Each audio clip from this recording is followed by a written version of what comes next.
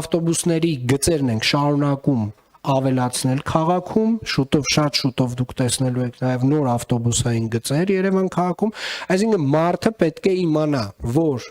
լավագույն միջոցը Երևան քաղաքով տեղաշարժվելու որոշ դեպքերում հետիոտնային տեղաշարժն է, որոշ դեպքերում հեծանիվն է կամ ինքնագլորը միգուցե դեռ չենք որոշել այդ հատվածը եւ մնացած դեպքերում բանն է հանրային տրանսպորտը,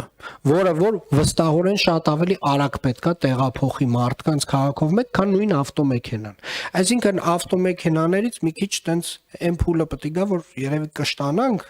եւ սկսենք իրենց, այսպես ասած, այդ սահմանափակումները իրենց նկատմամբ եւ գիտեք օրինակ որ եթե օրինակ 5 տարի առաջ ասեին, դե տրանսպորտ այդ գազելը կռացածը մյուսը, հիմա էլ վստահաբար բոլոր խնդիրները լուծված չեն, այո, ժամանակն է, մյուսն է, բայց ուզում եմ ասել, այլևս այդ ստորացուցիչ տրանսպորտային համակարգի մասին չենք խոսում ենք տենց on-line վճարումներով, ավտոբուսների մասին, հապիկ ժամերին էլի որոշակի բան ունենք, խնդիր ունենք, բայց դա էլ շարունակաբար փորձում ենք լուծել, այսինքն էլի ենք ավելացնելու, ավտոբուսային գծերն ենք ավելացնելու եւ այդպես շարունակ, այսինքն մաքսիմալ հանրային տրանսպորտը պետքա ավելի ու